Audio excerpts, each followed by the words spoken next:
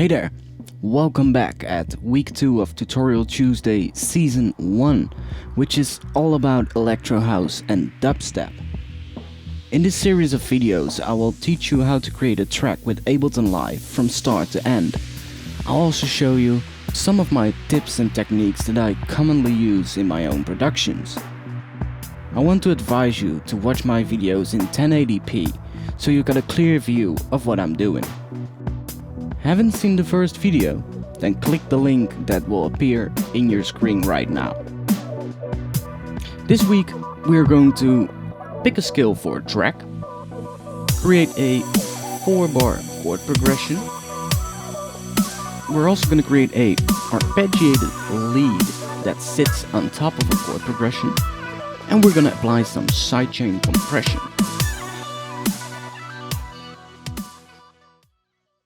So here we have our Ableton Live project from last week, which now sounds like this. So today I want to explain a little bit more about scales and chords. So let's start with a scale. Now, what is a scale? A scale is a sequence of musical notes in ascending and or descending order. So there are many scales, but they are divided in 3 main groups: major, minor, and diatonic scales. First, the 2 easiest scales are the C major and the A minor scales. These 2 scales both use the exact same notes, namely A, B, C, D, E, F, and G, which are all the white keys on a piano. Now, let's pick the A minor scale for instance. If you play the first A note up to the second A note using only the white keys, then you've played the A minor scale. So we could safely arrange or record a melody by using just the white notes, and it will always fit perfectly within the A minor scale. But since the notes in a C major scale are exactly the same, it will also fit perfectly within that scale. These 2 scales are the easiest to work with, since you don't have to think about the black keys at all. Also, you might notice that the A minor is just the C major scale, but starting on the 6th note. So, with that explained, it's now time to start building our chord progression. First, we insert a new MIDI track. Now for this chord progression I want to introduce a new plugin called Silent One, which is made by Lena Digital. You can find the link in the description below to the website. The plugin is great for all sorts of sounds and it has a really easy interface. So let's add Silent One to our track and let's pick the default preset first. So now it's only playing a single saw wave. By default, the volume on Silent One is a little high, so let's turn this down inside Silent One.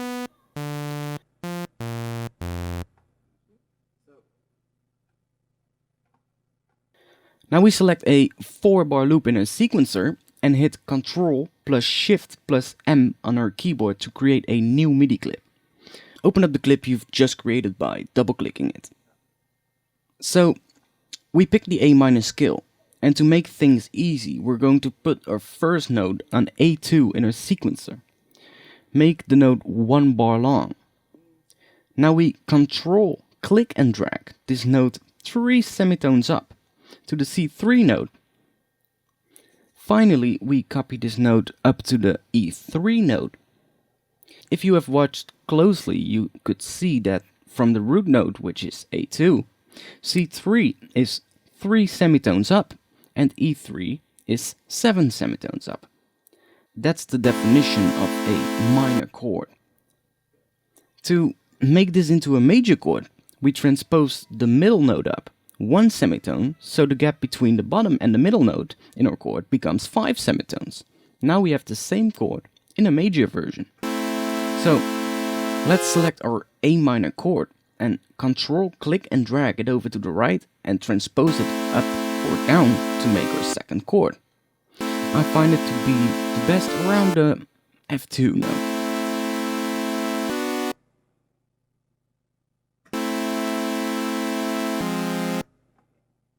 Now let's do the same for the other two chords and fill out the entire loop.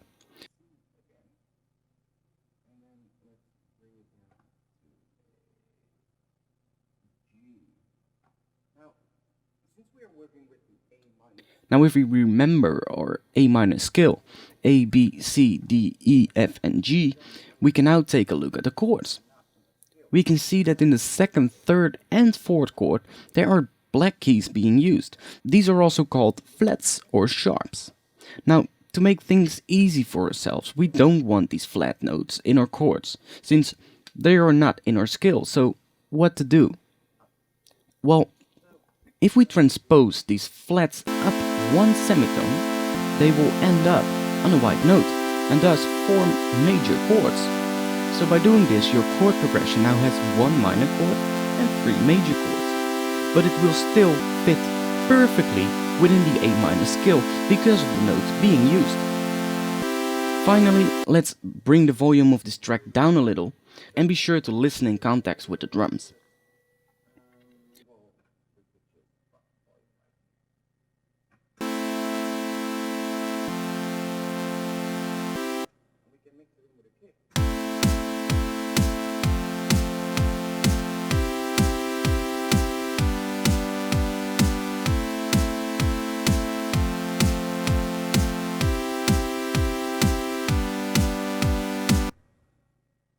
So let's dive into Silent 1 and spice things up a little.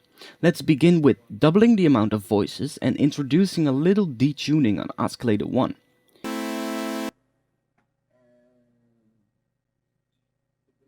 This widens up the sound and creates some phasing effect. Also, I would like to add some more harmonics in the upper frequencies, so let's add a second oscillator and let's put it on the triangle waveform to start with. Also, let's put on some detuning on this oscillator too, and let's transpose this oscillator one octave up to get rid of most of that low frequencies. I will constantly change the volume of the oscillators to create a nice balance between the two of them. Now, I think we could have some more upper harmonics, so let's change this to a square waveform. Okay, so adjust the volumes a little again.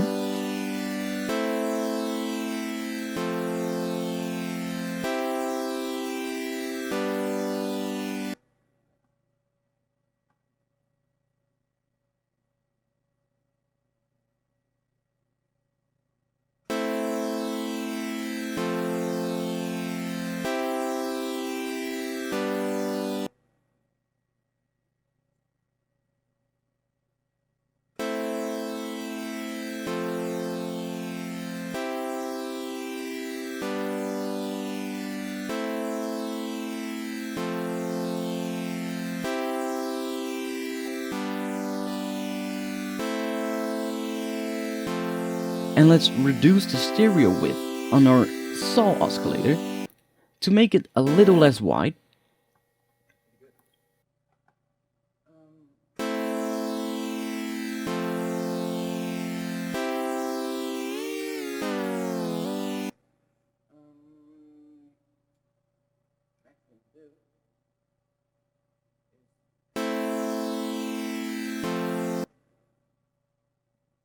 And I'm still not fully satisfied with the second oscillator, so let's hear that in solo and pick one of the pulse waveforms and see how that sounds. Well, that's actually better.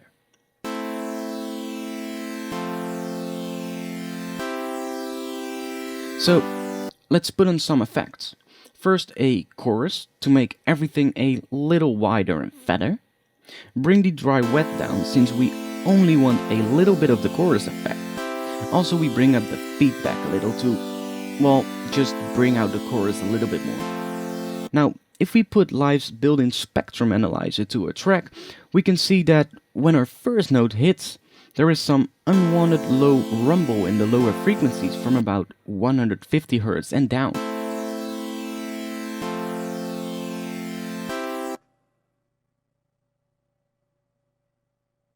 Let's remove those frequencies with an EQ8. Put point 1 on 150 Hz and activate the low cut button. If we now play a track, you can see that the low frequencies are now gone.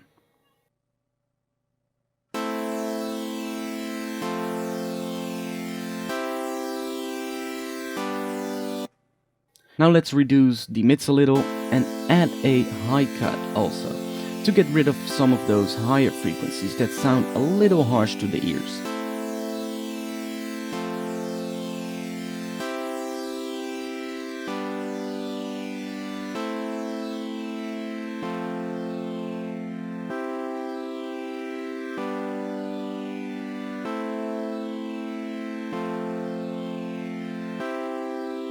Finally, in Silent 1, let's drag our decay envelope all the way up and remove the attack and release setting.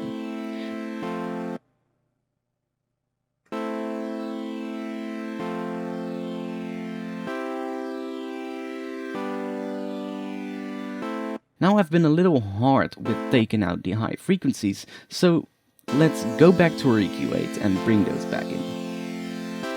Okay, so let's spice our chords up a little by adding a layer on top of it.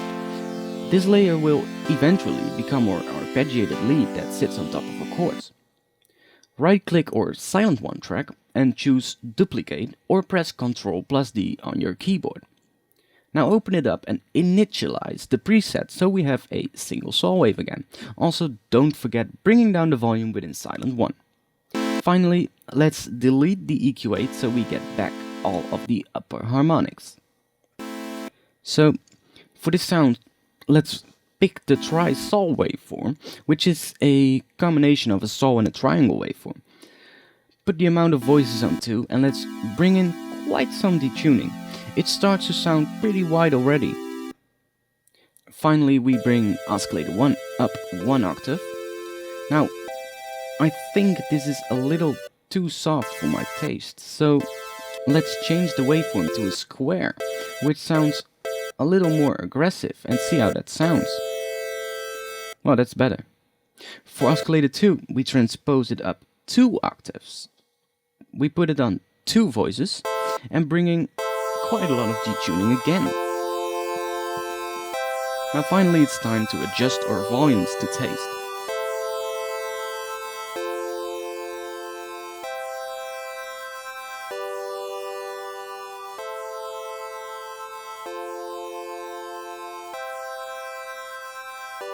So within Silent 1, let's activate the equalizer to take out all of the bass frequencies, and you might notice that the sound just got louder. This was because the higher frequencies were fighting a little with the lower frequencies. Also, I find that within my taste, a tiny bit of compression sounds really good on synths like this. And to fatten and widen it up, we add a chorus. Adjust the dry wet a little so we don't hear the chorus a lot.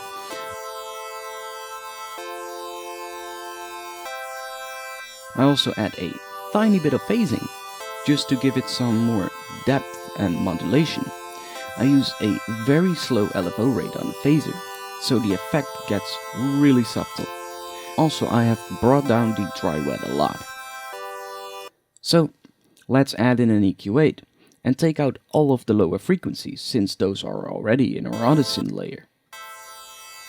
Now I solo the 2 synth tracks by Ctrl plus Shift plus clicking them to select both tracks, and then pressing one of the solo buttons. It automatically solos both tracks. So select both tracks again and press Ctrl plus G to group them in a group track, or also called a bus track. We can use this to put effects on both synths and to process them together. So let's rename this group track to hash synths 1. The hash symbol is automatically replaced by the track number, which is quite a handy feature within Ableton Live.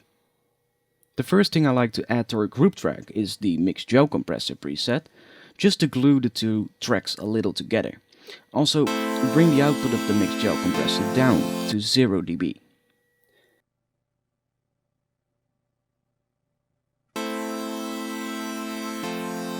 So, that will be enough for now, and let's change our notes a little to make things a little bit more interesting. Solo the lower frequency layer and open up the MIDI clip. Now we can make our chords a little bit more interesting by transposing single notes of our chords up or down by full octaves. This way you can create variations on the same chord to make things sound a little bit less repetitive. So now I'm going to see if I can find some interesting variations on these 4 chords. So if you select a note and then press Shift plus the down key on your keyboard, you can transpose it down an octave. Press up for transposing it up an octave. Now it's just a matter of trial and error to see what sounds good together. This can be a very time-consuming process to get things just right, so bear with me for a second.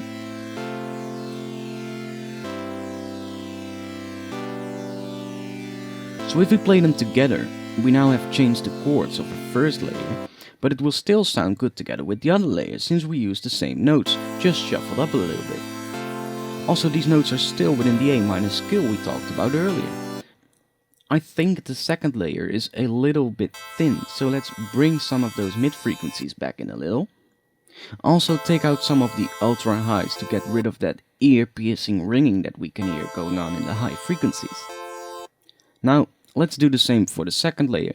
Let's shuffle the notes a little different from the other layer.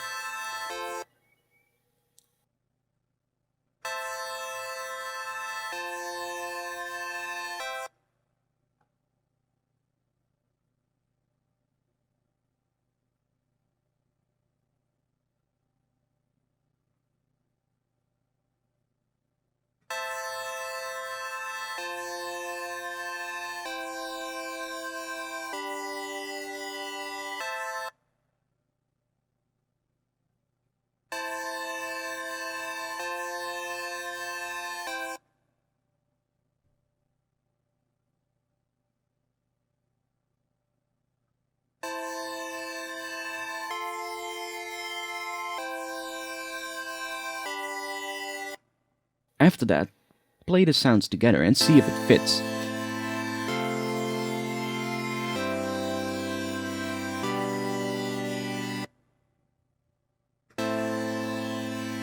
So, on our first layer we took out the high frequencies, but let's bring those back by bypassing EQ 0.4. I'll also use 0.3 to boost that same high frequencies a little with a wide Q.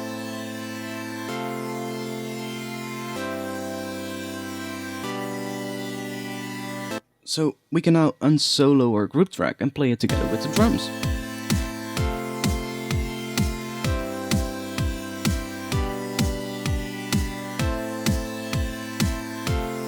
It sounds pretty sweet already, but let's take out the low frequencies again at the end of our group track to make sure no unwanted low rumble is in the sound.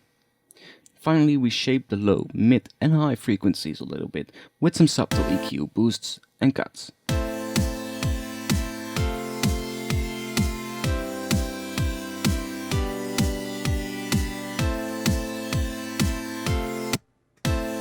Next, we're going to add a little bit more groove into this synth layer by using sidechain compression.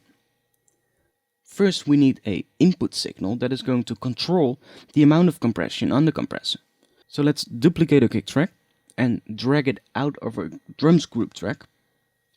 Also, turn off the sound output of this track by clicking this button, since we don't want to hear this track. Now, rename this track to #sidechain trigger.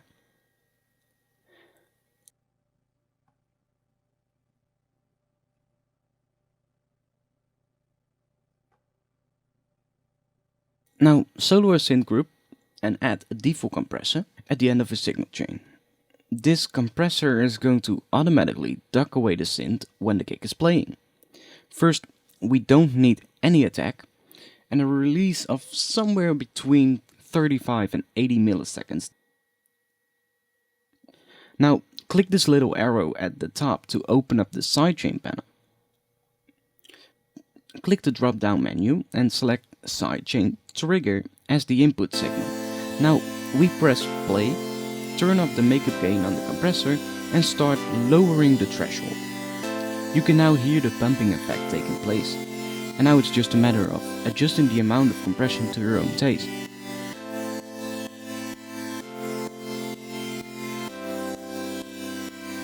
So let's hear that in context with the drums and fine-tune it a little bit more.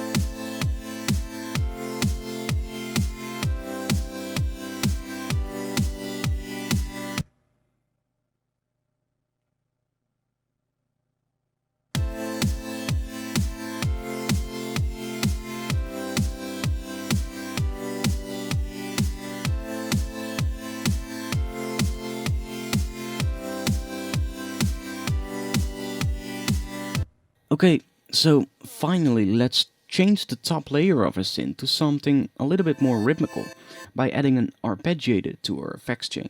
You can find it in the device browser and the MIDI effects. An arpeggiator can be used for multiple purposes, but we are going to use the 3 notes of a chord to create a arpeggiated melody. After adding the arpeggiator, you can immediately hear the difference. So the layer became a little quiet, and let's bring the volume back up until we clearly hear the arpeggiator.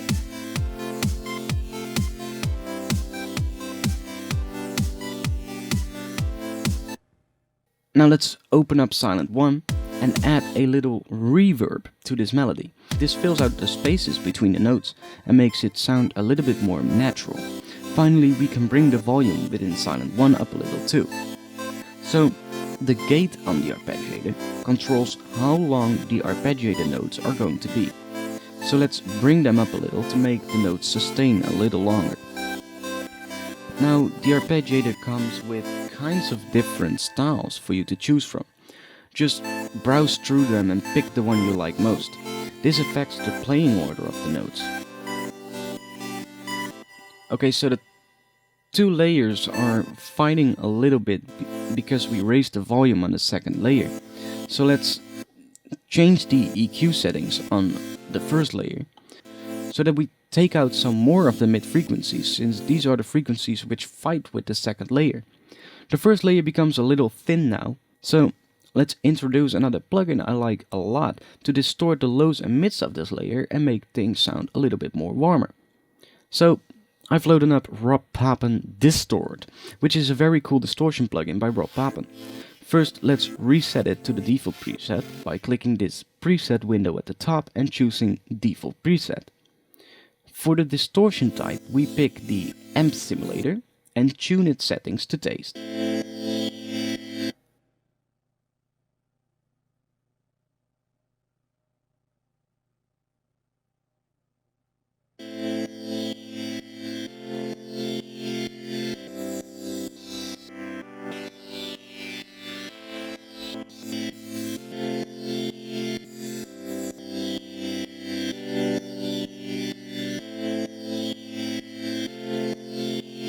You can use the built-in EQ to shape the distorted sound a little. I like to bring the low mids up a little and the high mids down so it warms up the sound a little.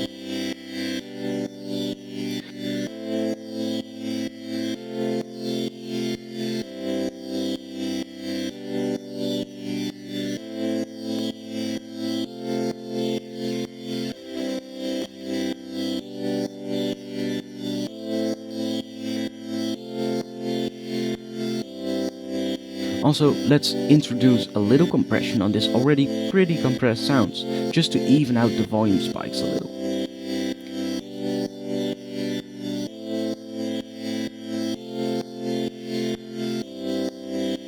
Finally, you can use the built-in filter to take out some higher or lower frequencies, or you could even automate this filter to create a rising or falling effect, or even a wobble sound. Right now I'm using the filter to take out the high frequencies and have a closer listen to the actual sidechain compressor. we can hear this little click right at the start of the sidechaining effect. This is because of how we set up the compressor earlier in this video. So on our compressor, first change the look ahead to 10 milliseconds, and then let's change the compressor module to FF1. There are 3 types to choose from. The FF1 is a little bit more transparent than the FF2 module, and the FB is a feedback module which analyzes the output and adjusts the compression automatically. For sidechain compression, I always use the FF1 to prevent audio signal from giving weird pops and clicks in your sound when the sidechain is triggered. Finally, we also have 3 envelope settings to choose from. Peak is mostly used for drum sounds, since these are short sounds with a high peak and short decay. RMS is used more on longer sounds, and the opto setting is a non-linear compressor setting mimicking the old opto hardware compressors. So let's unsolo this and open up the raw pop and distort.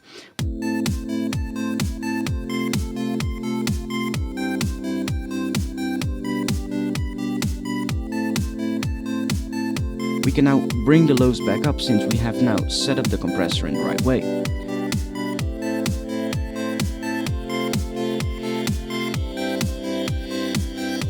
So now I like the effect that the distortion is making, but I would like it to be a little bit more subtle and to be mixed in with the original undistorted sound. So let's select the distortion plugin and right click it and choose Group, or hit Ctrl+G on your keyboard to group it in an audio effect track. Open the chain list by clicking this little button and rename the first chain to RP-Dist. This way we can easily find it back when needed. Now let's right click below the first chain and choose Create Chain. Now we have 2 chains running parallel to each other, and we can use the volume sliders to balance between them.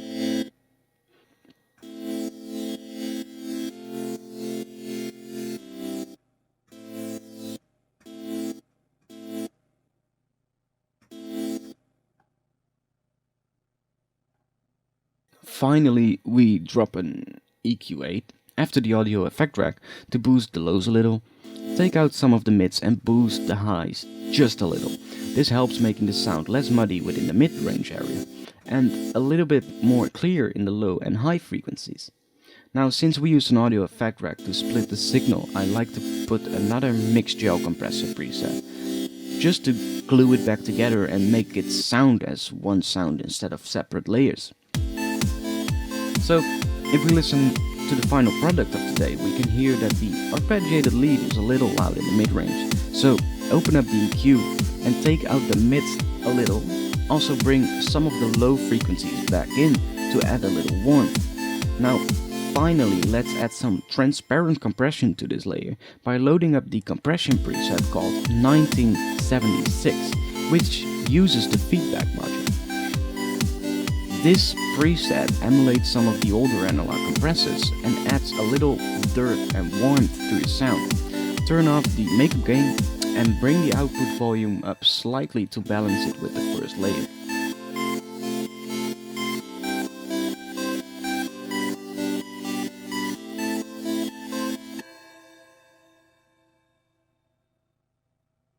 Okay, so last but not least, rename the sidechain compressor so you can easily find it back when needed.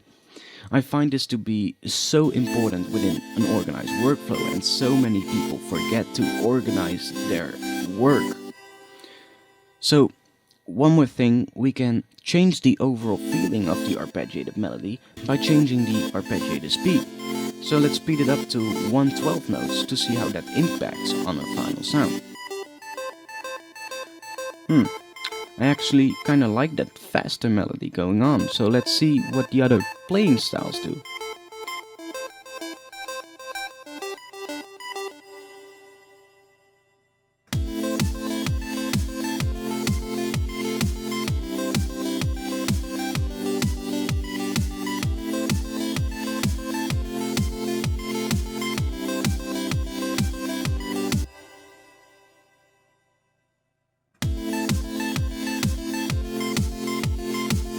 Let's go with the converge one, since I like this setting really much.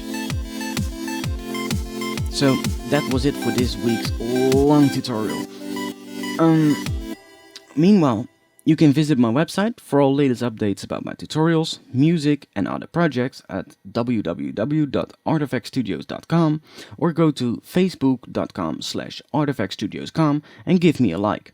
If any of you has some questions regarding this video, or if you have some advice or a request for a video, then simply post it in a comment below, post it on my Facebook page, or comment on my website, and I'll get back at you as fast as possible. See you next week.